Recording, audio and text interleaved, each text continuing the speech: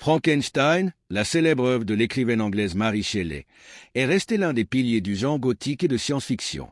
Depuis sa publication en 1818, le roman a captivé l'imagination de générations de lecteurs et a donné naissance à une multitude d'adaptations cinématographiques, de pièces de théâtre et d'analyses littéraires.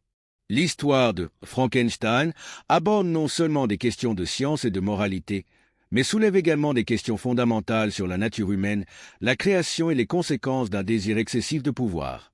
Dans cette vidéo, nous explorons l'origine et les thèmes centraux de cette œuvre et comment elle reste pertinente aujourd'hui.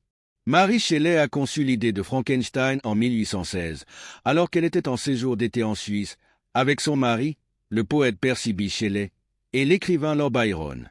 Pendant ce temps, le temps froid et pluvieux les a amenés à passer du temps à l'intérieur de la maison, obligeant les amis à se défier pour écrire des histoires d'horreur.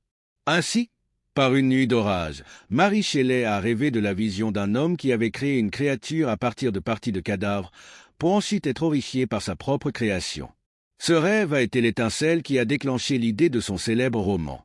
L'histoire a été publiée pour la première fois en 1818 de manière anonyme. L'ouvrage connaît un succès immédiat, même si au départ le public ne sait pas qu'une femme en est l'auteur. Le nom de Mary Shelley a été révélé dans l'édition de 1823 et le roman reste l'une des plus grandes réalisations de la littérature anglaise.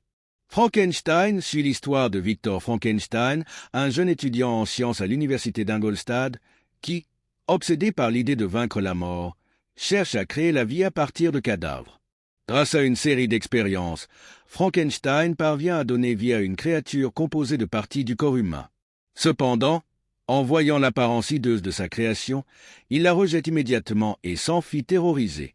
La créature, sans nom dans l'œuvre originale, fait face à une existence solitaire, rejetée par la société en raison de son apparence monstrueuse.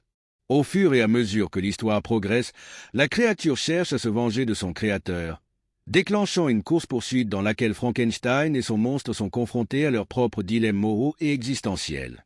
Tout au long du roman, les effets destructeurs de l'arrogance humaine et les dangers de jouer à Dieu sont explorés. Victor Frankenstein représente l'archétype du scientifique obsédé par son désir de connaissance et de pouvoir, sans considérer les conséquences de ses actes. La créature, quant à elle, symbolise la tragédie de la création et de l'abandon, étant à la fois victime et méchante, mettant en évidence la complexité de la nature humaine. L'un des thèmes les plus marquants de Frankenstein est la quête du savoir et ses conséquences. Victor Frankenstein est un personnage obsédé par l'idée de comprendre les mystères de la vie et de la mort. Sa motivation le conduit à mener des expériences qui non seulement défient les lois naturelles, mais ignorent également les implications éthiques de ses actions. À travers son récit, Shelley semble mettre en garde contre les dangers d'une science sans conscience et du désir excessif de pouvoir. Un autre thème central du roman est la question de la moralité et de la responsabilité. Bien que la créature soit initialement inoffensive et cherche à être acceptée, ses expériences de rejet et d'abus le transforment en un être vengeur et destructeur. L'histoire soulève des questions sur la responsabilité de la création et sur la question de savoir si, en créant la vie, on assume une obligation morale envers sa création. En ce sens, Frankenstein est non seulement coupable de sa propre arrogance, mais aussi d'avoir abandonné la créature et de ne pas lui avoir donné la possibilité de s'intégrer dans la société. La solitude est un autre thème récurrent dans Frankenstein. La créature, bien qu'elle soit la création de Frankenstein, est complètement seule au monde, sans amis, sans figure paternelle et sans compréhension. Son isolement le conduit dans une spirale de désespoir et de rage, ce qui provoque la tragédie qui se déroule dans le roman. De la même manière, Frankenstein éprouve également de la solitude, non seulement à cause de son obsession pour ses expériences, mais aussi à cause de la perte de ses proches à la suite de ses décisions. Enfin, le thème de la vengeance et de la justice joue un rôle crucial dans l'histoire. La créature cherche à se venger de son créateur pour la douleur qu'il a subie de la part de la société et pour la négligence de Frankenstein.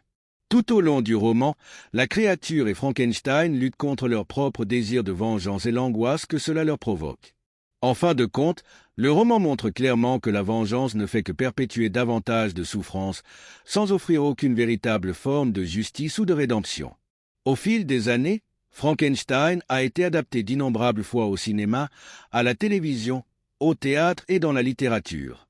L'image du monstre créé par Frankenstein est devenue partie intégrante de l'imaginaire collectif, souvent déformée par les adaptations cinématographiques qui ont davantage mis l'accent sur son apparence physique que sur sa complexité émotionnelle et philosophique.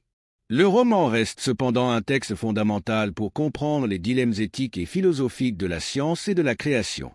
La figure de Frankenstein a été interprétée comme le reflet des peurs sociales et culturelles de son époque.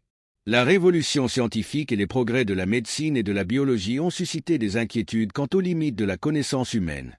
De plus, le roman anticipait les débats modernes sur l'éthique scientifique, en particulier dans des domaines tels que le clonage, le génie génétique et l'intelligence artificielle.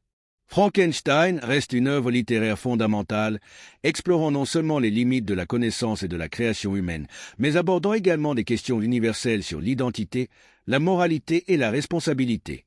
L'histoire de Victor Frankenstein et de son monstre reste d'actualité, nous rappelant que la quête du savoir doit s'accompagner d'une profonde réflexion éthique.